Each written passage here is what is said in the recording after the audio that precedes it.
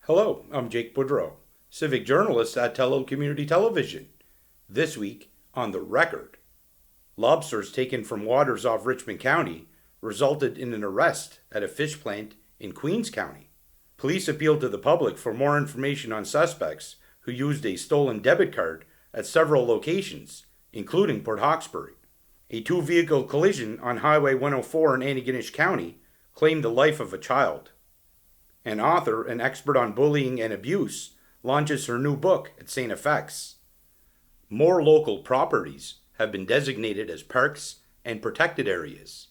A new power line to Almadam is officially connected by Nova Scotia Power. And Eastern County's regional library has a new board chair. But first, the MLA for Richmond gives his reaction to being removed from the provincial cabinet.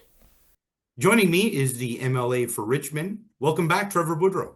Thanks for having me, Jake. So on October 21st, Premier Tim Houston announced cabinet changes, including that he is taking over the energy portfolio from you, and he's going to be Minister of Energy. So first of all, what is your reaction? What is your take on that decision? Look, a couple of hours before the announcement, the Premier and I sat down and had a chat and talked about kind of the importance of the energy file. Obviously, it's a very important one to him and to our government. We both feel very strongly that growing our economy and utilizing our natural resources is very important to the province. The Premier feels that way, so much so that he's taken the lead on that file. And look, I'm obviously disappointed. I really enjoyed my time on the file. I thought it fit me very well. I really dove right into it, put a lot of focus and time and effort on it. But at the end of the day, you serve at the pleasure of the Premier, and so I respect that he has the tough job of making those decisions. But at the end of the day, I control what I do, and I will continue to focus on the things that I can control. And you just mentioned that it is a pretty significant portfolio. You're looking at things like Nova Scotia Power, the Everwind project, Wind West, all these offshore wind projects. There is a lot going on in energy these days, and it's a pretty significant portfolio. And I guess, as you noted, that the Premier felt that it was something that he should take charge of,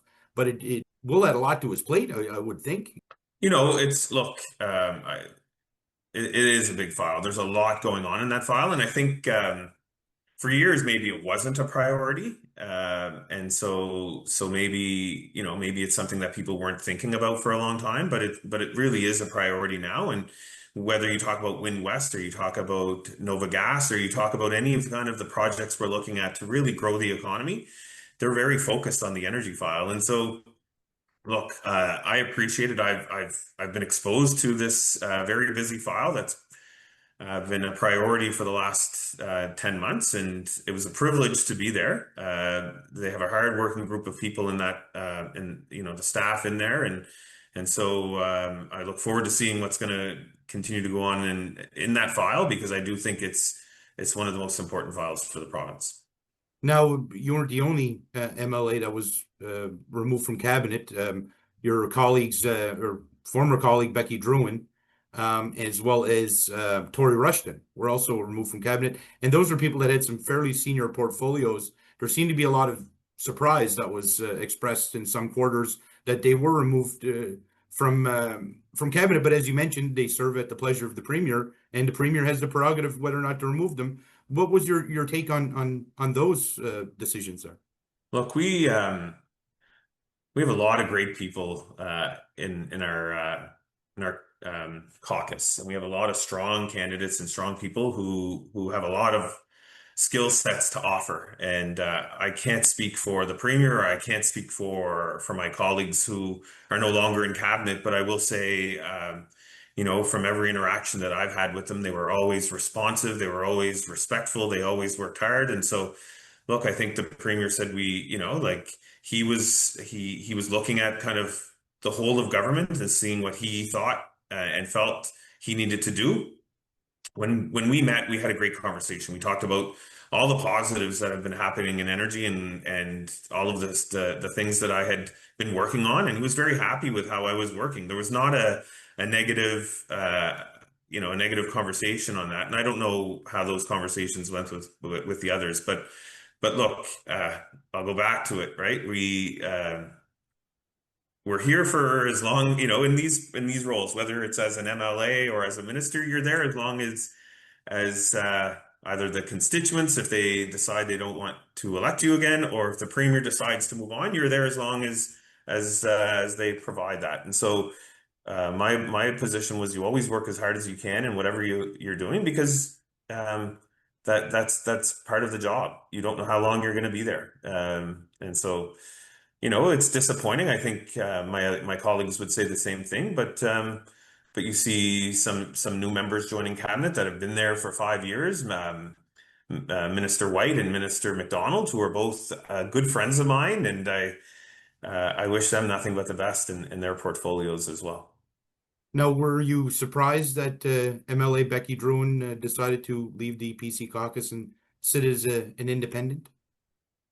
Becky's been a good friend and a great colleague, and will continue to be. One of the things that I've always tried to do is build relationships with everybody in the legislature, regardless of party affiliation. And I think if you were to talk to the New Democrats or the Liberals or MLA McCrossan, I've always tried to build those relationships. And Becky's a wonderful human being.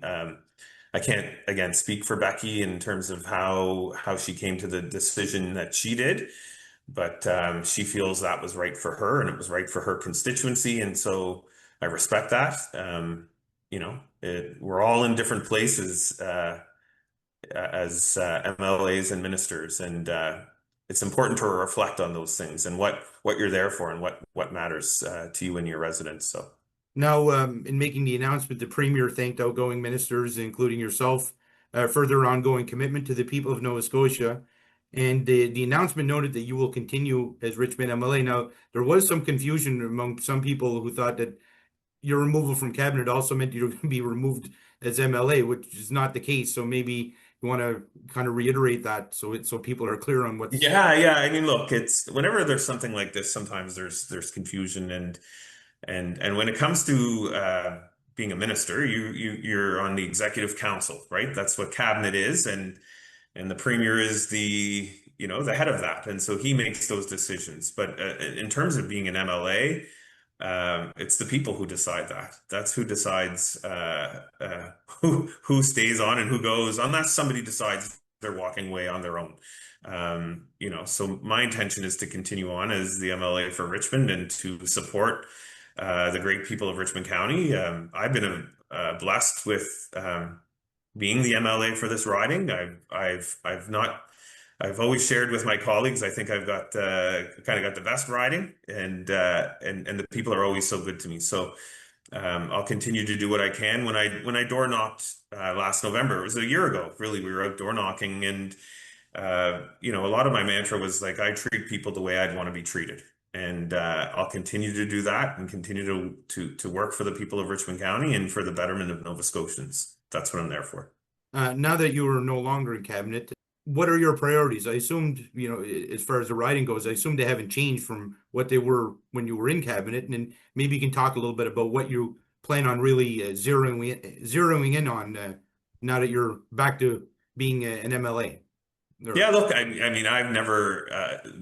The best part of this job is the constituency work. It is a privilege to be a minister, but we're whether you're in government or you're in opposition, we all have the same role, which is to advocate on behalf of the people that we represent and to speak on their behalf. And look, my focus has always been, I'm a healthcare worker by trade, and ensuring that healthcare still stays top of mind for this government is something that's important to me. Something that, being a rural MLA, you think about the infrastructure that's important to rural Nova Scotia. My advocacy on the cellular infrastructure or road infrastructure or hospitals and long-term care facilities, those are things I will continue to prioritize. But we're blessed in Richmond County with incredible organizations and that support the communities, and one of the things I've felt most privileged about is being able to work with them to figure out what are the needs and what are the wants of the people they represent and support them, and also continue the great dialogue with municipal partners and federal partners. So, one level of government can't do everything, and so it's about working together with them. And I have great relationships with council here in Richmond County, and have worked hard to build relationships with our MPs, so Mike Kellaway before and Jaime Batiste now. And so, look, I'll continue to advocate on behalf of of Richmond County residents here in Nova Scotia, and it's a privilege to do so. Now, you just mentioned this, and it's hard to believe it's been a year since you were reelected and your government got in with a massive majority, and you yourself attained, I believe it was just over 70% of the vote, which is a very impressive showing. It's hard to believe it's been almost a year since that happened, and I guess looking back on it now, and what are your thoughts? Yeah, look, it was a blur of a year. We came out of the election and then getting put in that energy file, and it was apparent quite right away that this was going to be a priority for the premier. And so it was a lot of fun. It was a lot of late nights, a lot of travel at times. It was really interesting, but there's been some really exciting things that have happened in Richmond County too. I think of some of the infrastructure that we've been able to put some money into across the riding, whether it's the ball field in Petit de Gras, the playground in Arishat, the splash pad in St. Peter's, the amphitheater in Louisdale. There's been it was a big push on roads this year in Richmond County. There was some really good road paving done. But then you think of also St. Anne Center and the state-of-the-art infrastructure that's being built there. So this has been an exciting year in Richmond County. It's been busy on top of being the minister. So I've been able to catch my breath for a couple of days and just sit with family and friends and talk about the successes we've had, and looking forward to more in the future. Now, you did mention St. Anne, and despite the fact that there were some delays this summer, it seems like the project is moving along quite well right now. They're making some significant gains. It looks like they're on the timeline to be able to finish most of the exterior work and then be able to kind of concentrate on the interior work for the winter. So it looks like everything's going according to plan there. Yeah, that's I drove by it just a couple of days ago, and it's incredible. And what a view they're going to have there. And obviously there's some other opportunities with it moving too. Let's talk about what and maybe in another time what's the art of the possible with the old building. And so I know the new nonprofit that has begun here in the Strait area is really looking forward to figuring out ways to support housing. And so let's see what the art of the possible is there too. Yeah, you mentioned that when we spoke. I believe it was at the announcement when they were talking about St. Anne's at the existing current facility, and that was one of the ideas that was tossed around, not just by yourself but others as well. And yeah, it looks like there's some real potential there in the I mean, what is look, the current building?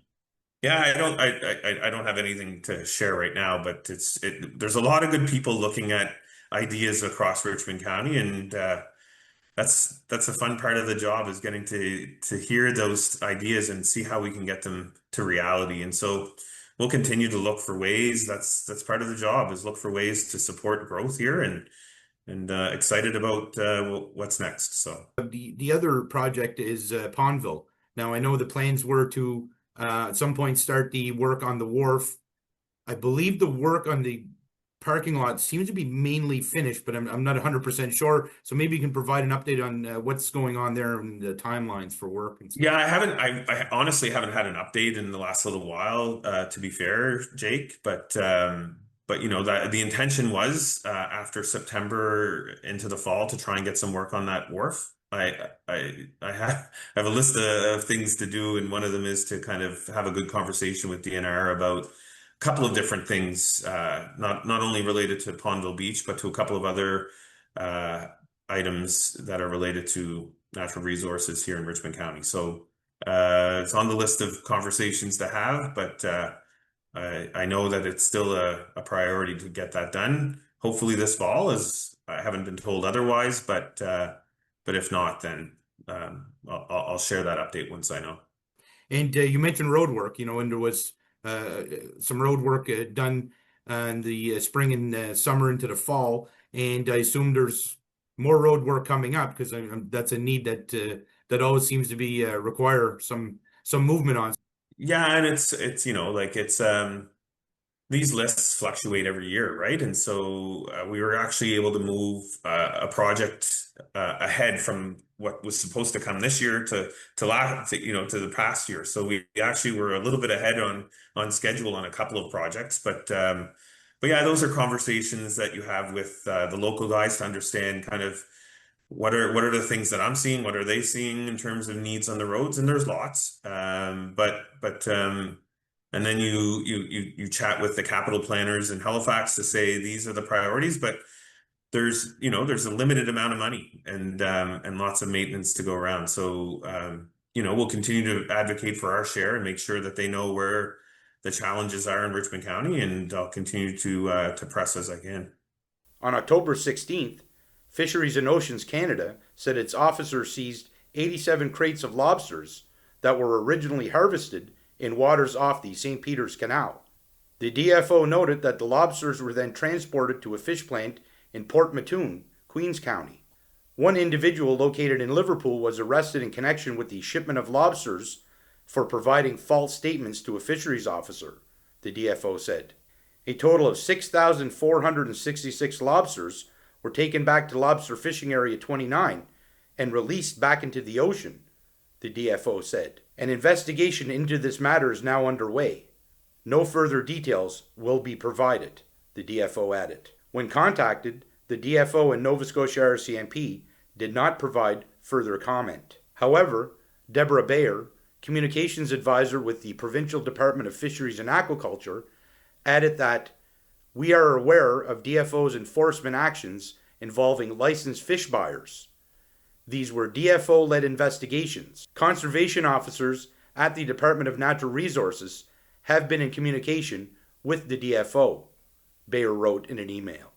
The police are looking for the suspects who used a stolen debit card to withdraw money in Port Hawkesbury. New Glasgow Regional Police said 2 people used a stolen debit card to withdraw an undisclosed amount of money from several locations in New Glasgow, Trenton, and Port Hawkesbury. As part of their investigation, the police released 3 photos of the suspects. Anyone with information is asked to call New Glasgow Regional Police at 902-752-1941 or contact Nova Scotia Crime Stoppers. The RCMP said it is looking for witnesses to a fatal 2-vehicle collision. On November 1st at around 9:50 p.m., police, fire services, and EHS responded to the incident near Dagger Woods Road and Pomcat Monkshead Road. The RCMP said a collision took place between a car and a large farm vehicle. The 4 occupants of a black Toyota RAV4 were transported to hospital by EHS, and one passenger, a child, was pronounced deceased at hospital, the RCMP said. Although the other vehicle did not remain on the scene, the RCMP did not confirm if they are looking for the driver of that larger vehicle. The RCMP said investigators later located the vehicle, believed to be involved, and it was seized as part of the investigation. Antigonish County District RCMP said officers are seeking witnesses.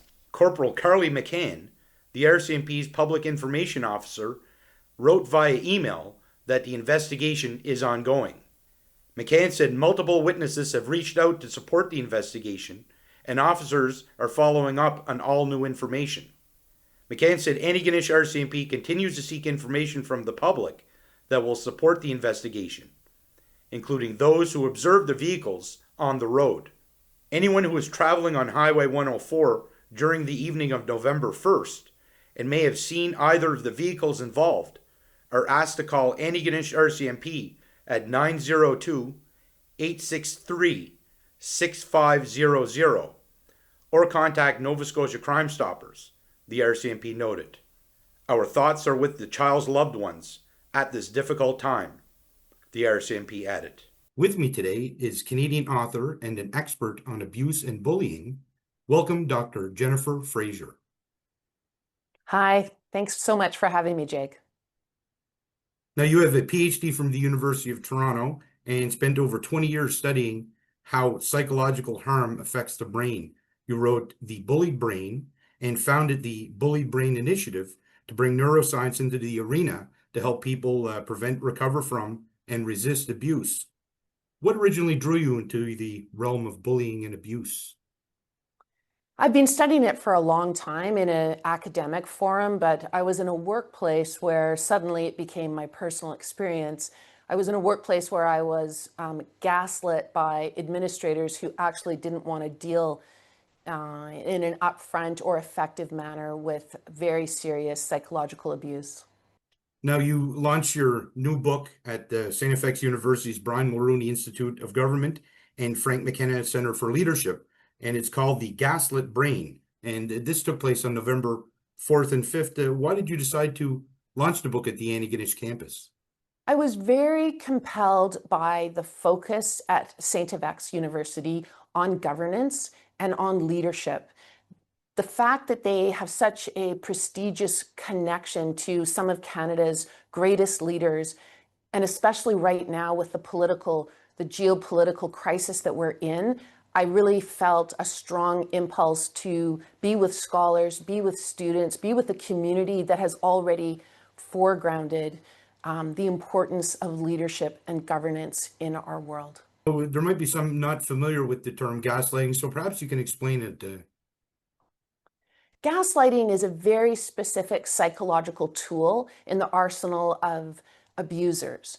Gaslighting is when somebody tries to make you doubt your own perception, not believe your own memories, feel that your emotional reaction to experiences is inaccurate and out of place. And it's usually quite a slow attempt to erode your ability to navigate the world to the point where you feel that you are so unstable, you might be insane. Now, in a press release, StFX said The Gaslit Brain is the first book linking gaslighting directly to measurable neurological damage and offer science-backed strategies to counter it. How do you make this link in your book? When I wrote the Bullied Brain and I launched that whole initiative, I was very startled when I was doing the research for the book to discover that neuroscientists have decades of research, extensive, peer-reviewed, very complex research that demonstrates that all forms of bullying and abuse, including those that don't touch the body, can do physical damage to brain architecture and function. And we are in a world where bullying behaviors are very normalized. They're done in public with impunity. They are infecting every corner of the social media internet world. And we seem to be unable to understand how serious they are, but they target the brain and they hurt the brain, and the injuries are visible on brain scans. And that's where I started to think, if bullying from peer to peer, if bullying from adults to children, if bullying from adults to adults is doing this kind of neurological damage, what is gaslighting doing when it is specifically targeting your brain's ability to understand reality? So you noted that there's some strategies to counter abuse and bullying. What are some of the strategies you identify in your book? Well, most people don't know how their brain creates reality. And, we have a tendency to believe, because we're in a society that doesn't teach us about the brain very often, we tend to believe that reality is just out there and we are observing it. But neuroscientists will tell us very quickly that we are creating reality, and we're all making decisions about what reality looks like. So for an example, we believe, just in general, the populace, we believe that seeing is believing. Well, the neuroscientist would tell you right away, no, it's the other way around. Believing is seeing. In other words, the way we have been wired or scripted in our formative years, in our training, in the people that we spend time with, in our post-secondary work, in our workplaces, we come to believe certain things, and it will allow us to edit out contradictory information, and it will encourage us to hone in on what we want to see. This is where you get things like confirmation bias, etc. So the 6 strategies are really to teach people about, in a very focused way, to teach people about how to identify when someone is manipulating your brain's mechanism on a variety of different levels in order to interpret reality and interpersonal relationships specifically in an accurate and trustworthy fashion. It's to create a kind of neurological and physiological, so the nervous system, physiological shield, so that we are not walking around susceptible and vulnerable to people who want to gaslight us. Research for the book draws on over 10 years of studying the neuroscience of abuse cultures. Maybe you can explain, what is an abuse culture? Abuse cultures are, in an unsophisticated way, on the playground or locker room, high school, all the way up to very sophisticated forms in the boardroom and in politics. Abuse cultures don't change. They haven't changed over time. They're very textbook every time. And yet we fall for them because we are not really well educated in how they work. They only require 4 key elements. And you can use this as a blueprint on any bullying situation you're either involved in or you're reading about in the media. They require you to have humiliation, fear, favoritism, and retaliation. As soon as you have those 4 components in a workplace, in a family, in a school, sports program, or in politics, the way in which you're leading your nation, you are in an abuse culture, which is highly destructive to the brain. In the book, you present evidence that gaslighting and psychological manipulation don't just harm the brain emotionally, they physically alter the brain, eroding trust, critical thinking, and resilience. You mentioned this earlier, that it's even visible on brain scans. Maybe you can elaborate on that a little bit. Well, I mean, lay people like myself, what we do is we talk about regions of the brain, even though the brain actually operates like a very complex network where all regions are activated at once. We can still narrow in order to be able to answer a question like that. And I'll give you 3 examples of how the brain is altered by being in an abuse culture, a toxic environment. The brain's amygdala, for example, which is the threat detection system of the brain, it will become enlarged because you develop a kind of hypervigilance when you don't know where the attack is going to come from, when you can't trust leadership or the people that you're with. So you will get an enhanced amygdala, an enlarged amygdala, which is taking precious brain resources from critical thinking, from memory, from collaboration, innovation, etc. Another example is your corpus callosum, which is a bundle of fibers that connects the left and right hemisphere. It will be eroded. The myelin, which is an insulator that helps electrical messaging go more quickly and efficiently in the brain, it will be eroded, which makes communication between the 2 hemispheres much more sluggish. So once again, you can see how it's going to affect your performance in whatever realm you're in.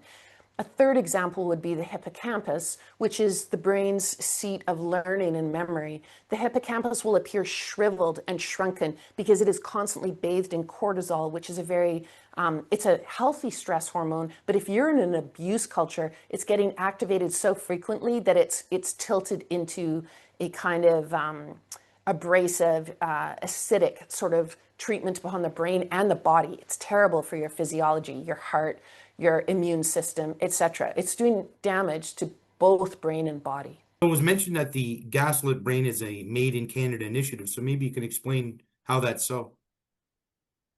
We are privileged in Canada to have many, many decades of exceptional leadership. Regardless of the different parties we might be in, the different focuses that we have been very lucky to have had exceptional leadership from our Indigenous people all the way up to people like Brian Mulrooney and Frank McKenna. So we are a country and a nation where we can be leaders in the world to show a different path going forward. We have been extremely privileged to have Mark Carney step up and do public service for us and lead a new way in the world that isn't tilting towards authoritarianism and fascism and the crushing of human rights. It's just the opposite. It is working towards building a healthy, strong economy so that all people can have a healthy and happy and high-performing future, which is critical for brain health.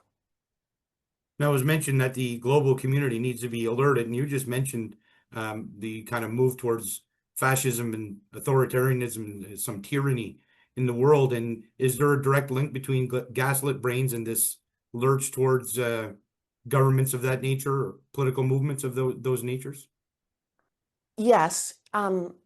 I do not wade into political figures at this time, at the same time as anyone who reads the book will understand instantly that it is a psychological blueprint for a different path forward that has a lot of urgency in it, because these types of abuse cultures, when they land on an international stage and they are in the corridors of power, have the potential to destroy not only humanity, but also the planet.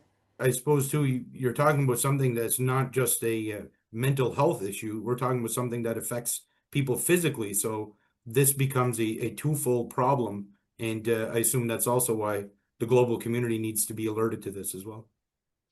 Well, if you take a look at Western culture right now in particular, you will see that there is an incredible collapse occurring in our education sectors and in our healthcare sectors. Both of those are red flags that we have a serious issue with normalizing a bullying culture. We're unable to halt it or put in laws that make it, laws to deter it or hold people accountable. It's become so normalized that it's very concerning in terms of, just as you say, Jake, public health.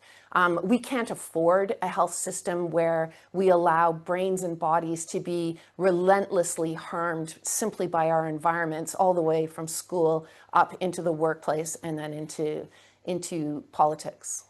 You had these events at StFX, this launch. So what's next for you after these events and in the coming weeks, days, and months? I'm hoping to launch and share with people a new vision for leadership that I call clear-sighted leadership. And clear-sighted leadership is when we take the blinders off to betrayal. We have a really honest and authentic look at where we're at, which is not a good place. I don't think anyone would argue with me on that. We need to take a really hard look, an honest and courageous look at what's going on.